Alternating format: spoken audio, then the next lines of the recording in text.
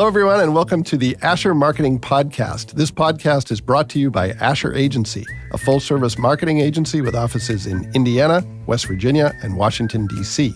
For nearly 50 years, Asher has helped our clients tell their stories, reach customers and prospects, and stand out from the crowd. To learn more about how we can help your company, visit asheragency.com or contact us at hello@asheragency.com. My guest is John McDonald. John, thank you so much for doing this. Really glad to be here. Thanks for the opportunity. Well, John, I don't know if you remember, but you and I met years ago relevant to Ivy Tech. I was working on a story for their magazine, I believe, and you were being featured relevant to some of the work you were doing that impacted the state's community college. Do you remember that at all by any chance? I definitely remember working with Ivy Tech, so I apologize for not remembering that specific dialogue. It was a blip on the radar screen for sure, but I remembered the conversation long after we had it because you were talking about some things that definitely piqued my interest, and it was one of the first times that I heard someone talk about AI and the Internet of Things in an articulate way. So even though I didn't fully understand what you were talking about at the time, I knew that I should be impressed. So you have that going for you. Very nice of you. Thank you. I appreciate that. Glad it stuck. Yeah. Mm-hmm. Well, and I recalled that when I saw that you were going to be taking the role at the Northeast Indiana Innovation Community. Do I have that right? Right. Yeah, we just changed the name from Center to Community. That's right. Yeah. Mm-hmm. Great. And we'll talk about that in just a few minutes. But before we do, I wanted to hear a little bit about your career path. And you've had quite an interesting career. You've been in the higher ed space, the innovation space. You've been in the technology space. So I'd like you to tell me, how did all of that start? What were you thinking about career-wise, and where did you go from there, and how have you pivoted over the years? I know that's a long story, but start wherever you want. Well, I certainly wish that I could have planned all this ahead of time. 0% of that actually happened. So,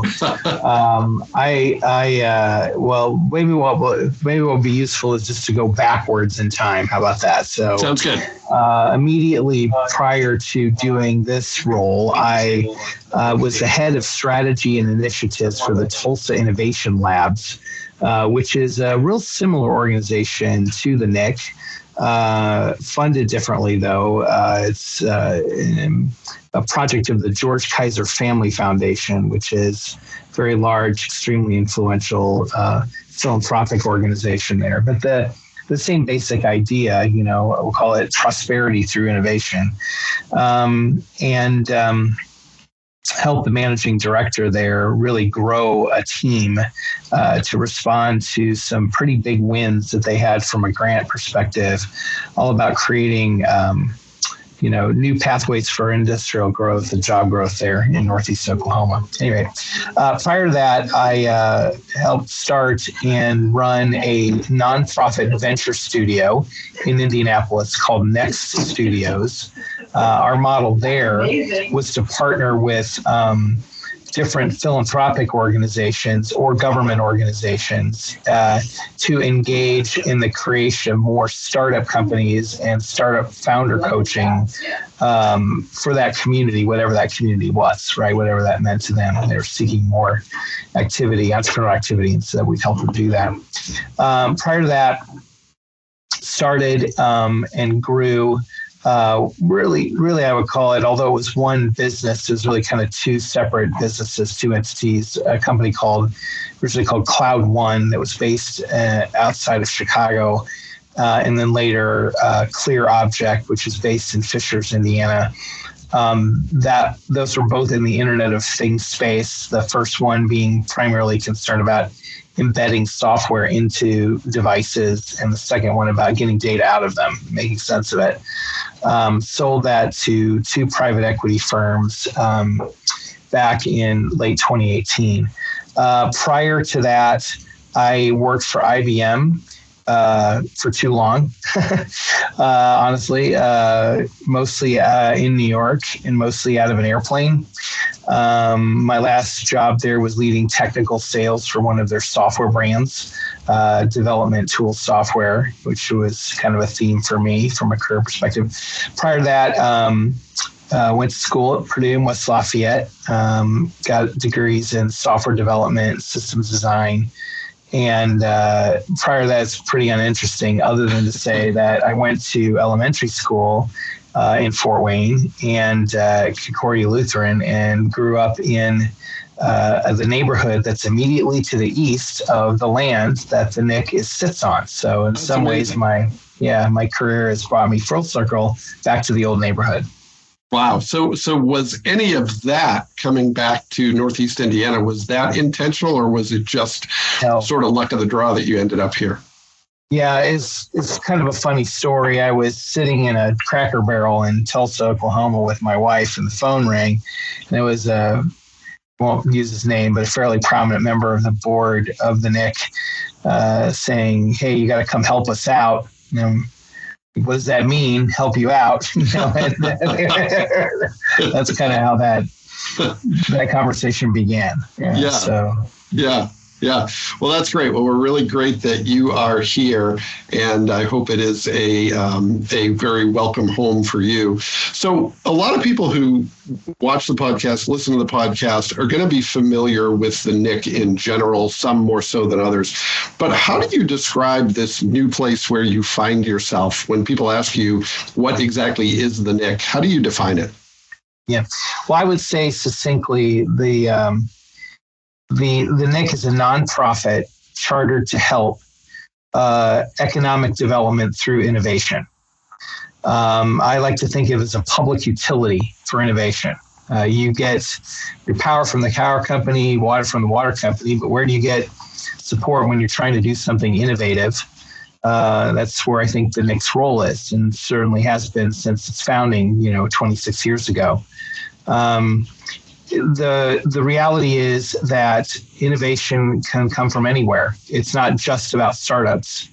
It's also about our existing businesses that we have in our community as they seek to evolve and stay competitive in the industry they're in, and also other organizations, including nonprofit organizations that are looking to do something in a new and different way. The root word of innovative is nouveau, or new. And so it's really about trying to do something new. If I could press that point one step further, oftentimes we in this industry get bound up very tightly with technology, tech-led economic development, technology center, tech startups. The reality is that for most people, technology can be a divider and not a uniter. A lot of people are afraid of technology. A lot of people are afraid of its impact and role in their lives and their jobs and that sort of thing. So I prefer to use the word innovator because it's inclusive of all of that and so much more. Yeah, well, I think what you said about technology is only becoming more true in the age of AI, right? It's a very polarizing topic. There's a lot of uncertainty and some of it very well founded. So that's smart to lead with a much more positive word for sure. So John, how do you see the Nick fitting in with others who are in that innovation space in the region? There's a lot of energy behind entrepreneurship, a lot of energy behind, let's call it innovative companies. And you're seeing entities like Junction 36 at Indiana Tech and others who are doing things that are complementary to what the Nick has always done well. How do you see your role in that? Where do you fit in? Yeah. So I think that the best answer to that question is embodied in the reasoning behind our subtle, but I think very important name change. For all of its history up till now, the NIC stood for the Northeast Indiana Innovation Center. And one of the first things we did this past fall was to change the last word to the Northeast Indiana Innovation Community. And I think that's a subtle but very important shift, because I believe that it's not about building buildings. It's about building a community of innovators, no matter where they happen to be. You mentioned Junction 36, which is an amazing project, and we're all going to benefit from that when it's up and running and going. And my understanding is they're already doing work with employers today over at Indiana Tech, even in advance of having a flashy place to do it, at Electric Works. But what I view our role is primarily as connector, and to make an invitation to innovators that are in and around our region to join a community of other innovators. Because to be honest with you, innovation and especially entrepreneurship is difficult. I want to be very clear. It is anybody who has started a business or runs a business, large or small, knows what I'm talking about. It can be fraught with anxiety, with income insecurity, with loneliness, isolation. I mean, there's a lot of trouble that comes when you decide that you want to start to build a business. And I think that we do prospective entrepreneurs, a disservice when we try to market entrepreneurship as a glamour shot. You too could be an entrepreneur. It's fun. It's exciting, and it can be those things, but it can also be a lot of other things too that are not so glamorous. And so I feel like it's important for us to put the message out there that if you have the audacity to want to be an entrepreneur or an innovator, that you probably don't want to do that alone. Right. We want to invite you to become a member of a community of other people that are trying to do those things. And then through those connections, potentially new opportunities come, new ways for you to apply your skills come about. So I think our role is very distinctly that connector. I think of it as a one room with many doors, right, that we want to invite people in, if that makes any sense. It does. And I would imagine that shift from center to community has become more important in recent years, maybe especially the last 5 or 6, because back when the NIC first came into being, a lot of it was about the space, providing space and shared services for people who wanted to start a business, but they needed, some help in doing that. And a lot of the help they needed was administrative and other, complementary services. But I would imagine that over time, that's become less important and people need more of the knowledge and they need the support network. Sounds like that's true, correct?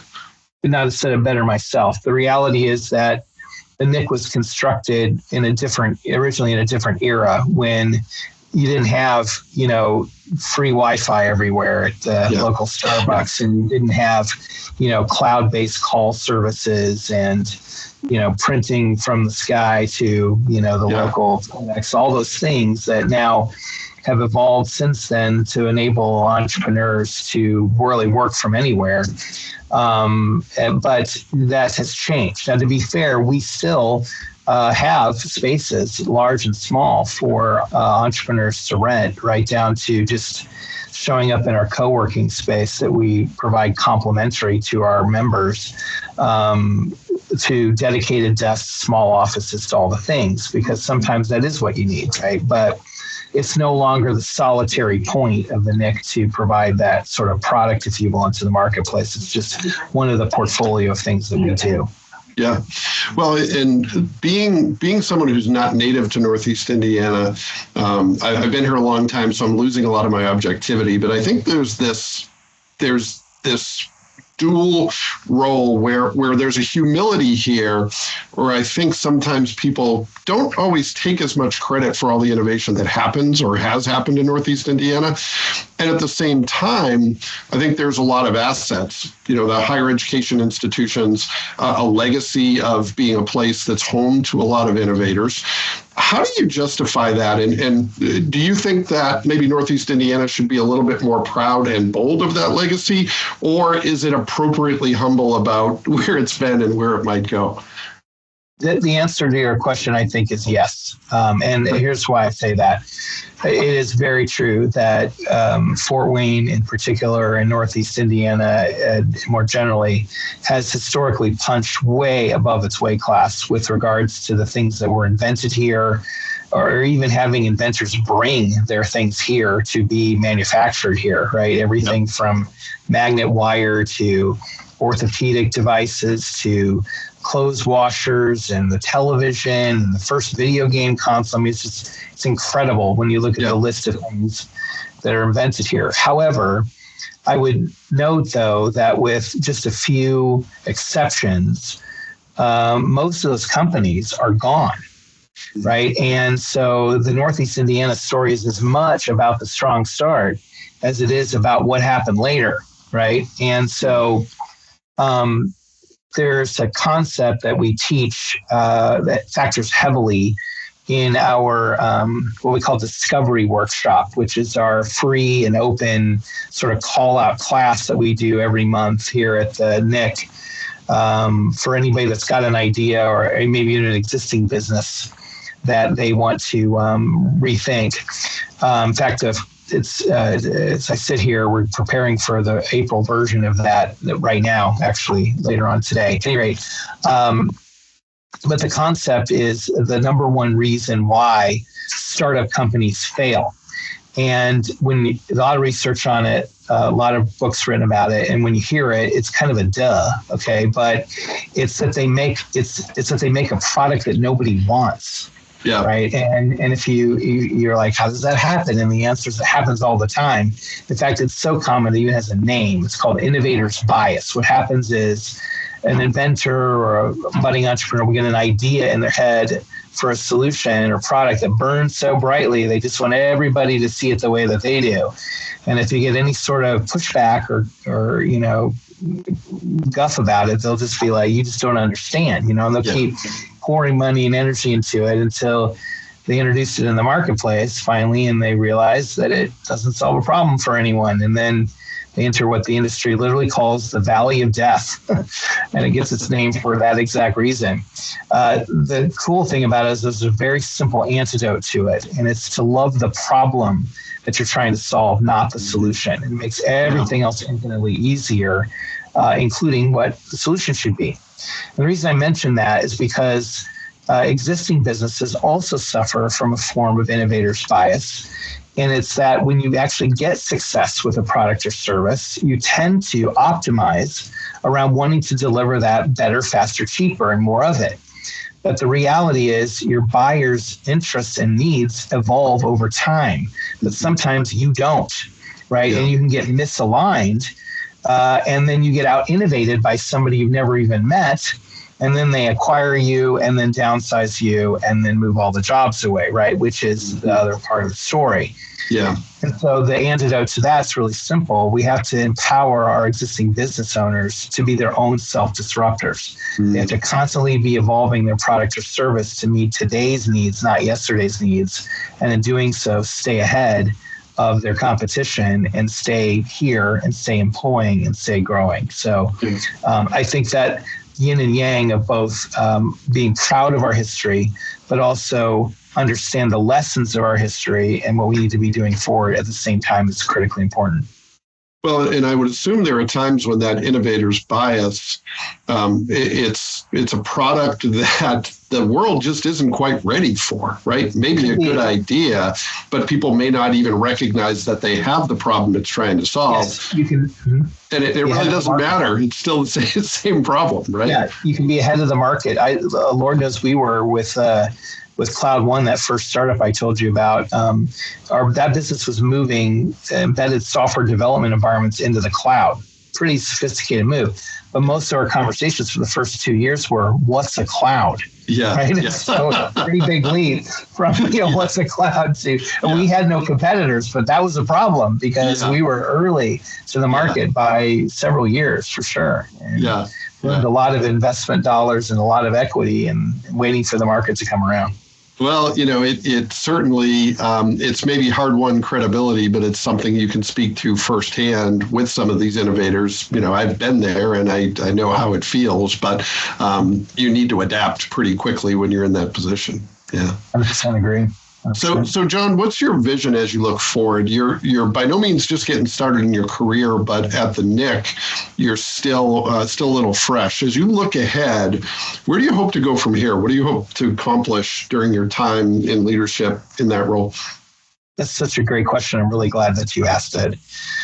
Well, on the short term, we're really focused on three things. First, this sort of center to community evolution, right? Repositioning our building as a community center for innovators, opening it up for conferences and events and co-working, that sort of thing. We're also focused secondarily on shoring up and making more resilient and scalable that early stage coaching that you mentioned at the top of this podcast that we're well known for, I think, within the community, and being able to do more of that, make that more resilient. And then the last thing being this engagement of our existing employers in the community who have never really seen the NIC as a provider of any support for them, but that's really goes back to our original charter we never really executed on, but now we are. And so that's kind of the startup part of our story, if you will, within the context of the NIC, is reintroducing that. But from a longer term perspective, the reality is, it goes back to what I mentioned at the beginning. Innovators are everywhere. They're not just at the corner of St. Joe and Stellhorn Roads in Fort Wayne, right? And so over time, we want the NIC to be less about a center and a place and much more about a community. And we want to be much more outbound in our activities and bring, events and programming for sure to other counties, to other co-working spaces, even to other places within Allen County, like Electric Works, right? But also the boardrooms of the conference rooms and so on of our existing employers, and the schools and the classrooms for budding entrepreneurs within our education system, and be less focused on having everybody come to us and be more about having us go out and be evangelists and bridge builders to other places where people might be.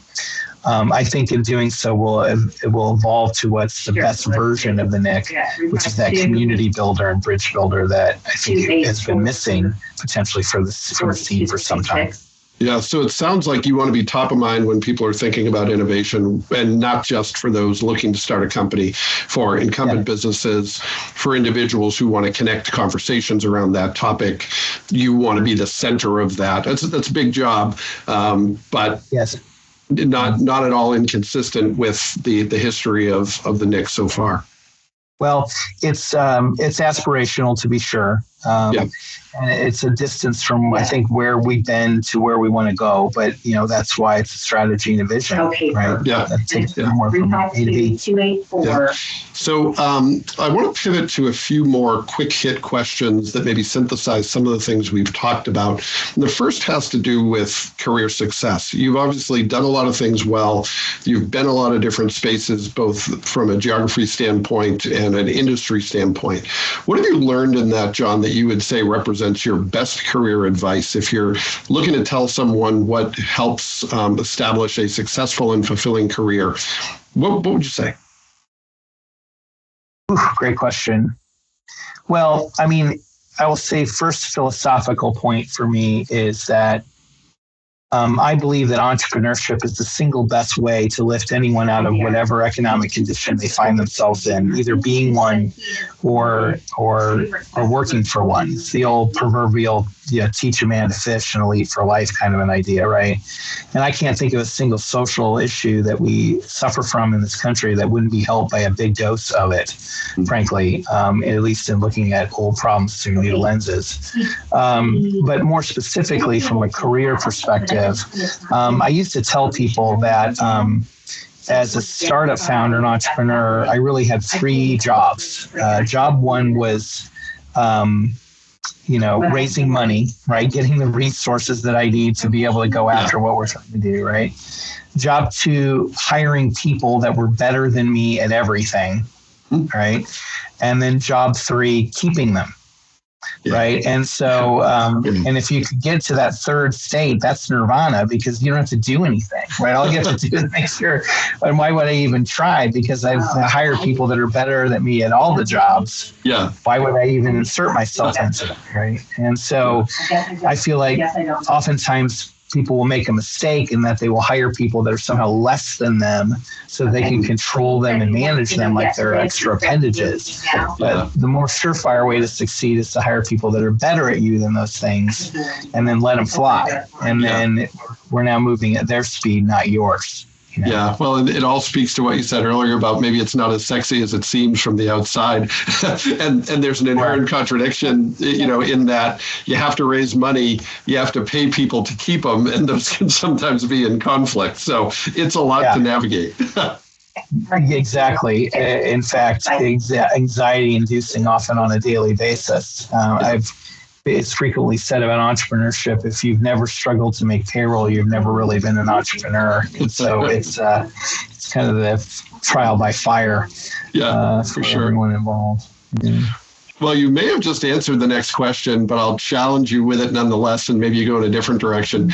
What's one of the biggest myths or misconceptions about the work that you do? It could be about the NIC itself. It could be about the innovation space. It could be about entrepreneurship. Something that you think isn't as well understood as it should be, or maybe it's something that needs to be amplified that isn't well understood enough. Yeah. I mentioned one thing earlier, which I feel very strongly is a good answer to your question, which is that entrepreneurship is hard and you don't want to do it alone. It's not a glamour shot.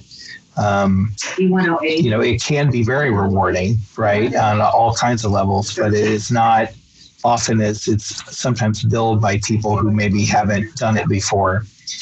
But to add to that point, I would also say that there's this myth about entrepreneurs that somehow there are these wild and crazy people that throw caution to the wind and do all these crazy things and just try to be disruptive and whatever. And reality is nothing could be further from the truth. The successful entrepreneurs that I know are some of those calculated people that I know. They're constantly trying to think about how could this go wrong and how can I lay safety nets under my organization so that if one of the nets rips, everybody falls through and goes, oh, glad there was a net here. Thank you very much. You're kind of a thing. And so the purpose of entrepreneurship is not disruption. It's a side effect, to be sure. That if you're successful at it, you will disrupt. But that if you enter entrepreneurship with the intention of being a disruptor, be prepared to be disappointed because you probably will not succeed. Yeah, so the short answer is there's probably more myth and misconception about entrepreneurship than there is fact and reality. Completely agree. And to that point, I'll add one more for the record. If I think about, Bill Gates, Steve Jobs, from Apple, Sir Richard Branson, from Virgin, Michael Dell Computers, Larry Ellison from Oracle, both the founders of Facebook, both the founders of Twitter, WhatsApp, list goes on and on. Other than being, successful tech entrepreneurs and mostly white males, unfortunately, there's one other thing that they all have in common, which is that none of them have a college degree. And so it's not that I'm against college degrees, but successful entrepreneurship doesn't come from what you learn in school, right? And I say this even when I was teaching entrepreneurship at Purdue, West Lafayette, I would often explain that to my class, right? You will not learn here in this classroom what you need to be a successful entrepreneur. What I can teach you is things that will improve your chances. Mm-hmm. There is, in fact, it's not the color of your skin. It's not where you grew up. It's not how old you are, how much money you have. It's none of the above. The thing that makes a successful entrepreneur is really just two things. The first one is coachability.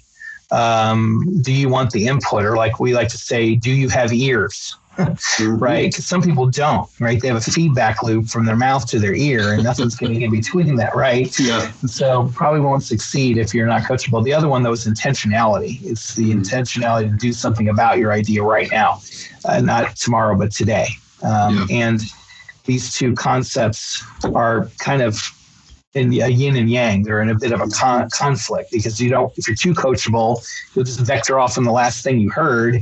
Yeah. But if you're too intentional, you'll vector right off the edge of a cliff without getting any input. Right? So you got to keep those two forces in balance. But they are, in fact, the things that make successful entrepreneurs. Yeah. So John, I'm gonna pivot to a side question. How important is a network? How important are relationships in that equation? Would you say that they're a distant third from what you've said, not even in the top three, or where do relationships fit in? At the very, very beginning, and it gets back to this idea of hiring people that are better than you at everything. See, when you start off as a new entrepreneur, you have all the jobs. Right, you are the CEO, right? But you're also the CFO and the person that washes the bathroom sink down. You're everything, okay? Yeah. And so the idea is you raise money so you can hire people that are better at you, than you. The idea is to give away all the jobs. Right now, that is often thought of as hiring employees, and that's great, but those can often go to service providers or other companies that do that job better than you. And so how do you get to know those people? How do you get to know those organizations, those companies in isolation? It's not possible. Yeah. So you need to be out there networking and building those relationships so you know who you can tap to come in and do that job for you that's better than you. Yeah, and you don't want to be starting from ground zero when you start your business. You have to have that network built. That's right. That's right. Okay, I've got one more for you. And as someone who's had a historic interest in technology, you may gravitate to a tech tool, but it doesn't have to be that. What's a tool, something that you use, maybe not every day, but often enough that it's a difference maker in getting your work done, something that makes you more effective, makes you more efficient? What's something you want to give recognition to? Oh, that's easy. Pick your favorite AI tool. I don't care what it is, and I'm not here to sell you on one or another. I'll just sort of jump to the conclusion here and tell you that the proper and best use of AI is as a co-pilot for your own work, right? What you want to be doing is building an AI model around yourself. Yep. Right? Training it with your own data, your own organizations, your own decisions, your own inputs. Because then what you can do is feed it the live things that you're seeing every minute and get its hot take, frankly, on what it means, right? Yep. And help you pick things out of it that you may be missing. Now, you don't have to do what it says. You don't have to copy paste the text, but it provides this amazing sort of alter ego that can really accelerate your work and clarify thought processes and make cloudy things clear. And so everybody's got their favorite here, but I just can't say enough about how important it is for people to stop fearing this and start leveraging this, because I don't care what kind of business you're in. Your business is not going to be replaced by AI. It's going to be replaced by other businesses that are using AI, right? Right. And that's the key thing to keep in mind. Yeah. Well, and it's funny you mentioned that. Something I just wrote about not too long ago was how when I started my career, you might be able to relate to this, John. When I started my career, my first job out of college, I didn't have an email address because email at work wasn't yet a thing. So all the changes we've seen over the years, and what I've seen time and again, is those who resist, or at least, they want to kind of coast with what they've always known. That ends up being a problem. And I think with AI, not only is that going to be true, but the time to it becoming a problem is going to accelerate. So, and I like what you said too about find a tool and stick with it. There's so much well-intentioned advice. Here's a list of 108 AI tools that you need to know. And, meanwhile, you're dabbling in 108 and not mastering any of them.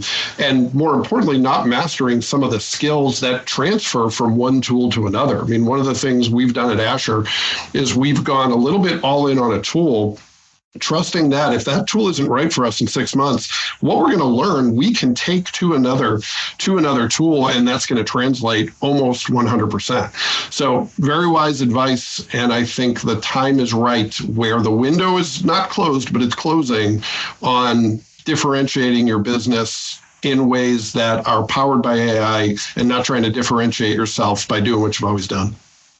Completely agree with that. It feels to me very much like you talk about, not having an email address when you first got started. It feels very much to me like when the internet first became a thing, and you remember everybody wanted a website and nobody knew how to build a website, right? And a lot of people made a lot of money real fast building websites, probably overcharging. It feels like we're just about there, maybe right at that point, right? Where people are starting to realize that I need an AI model around me. And everybody wants one. And maybe no one knows how to do that yet, or very few do. So that's the thing I think we're at the precipice of. And I think it'll be a wonderful thing once we get over the top of it. So definitely do not fear it. You need to master it. You need to master it. Well, and know that it will evolve. You and I remember in the early days of the internet when everyone's website told you what the weather was, even if it had nothing to do with the weather. So I don't know why we thought that, but we've moved on. And with AI, it'll move on too. Agreed. Well, John, thank you so much for doing this. I really appreciate your time and love hearing more of your story. Really appreciate it and look forward to talking more in the future. It's my great pleasure. Thanks for the time today, and great to see you as well. You too. And thanks to everyone who took the opportunity to listen to this episode of the Asher Marketing Podcast. We'll be back next time with another great guest, and we hope you'll join us then. Thank you for listening to the Asher Marketing Podcast. The Asher Marketing Podcast is a production of Asher Agency, a full-service agency for franchises and co-ops, colleges and universities, financial service companies, healthcare organizations, and government agencies. We'll be back next time with another great guest, and we hope you'll join us then.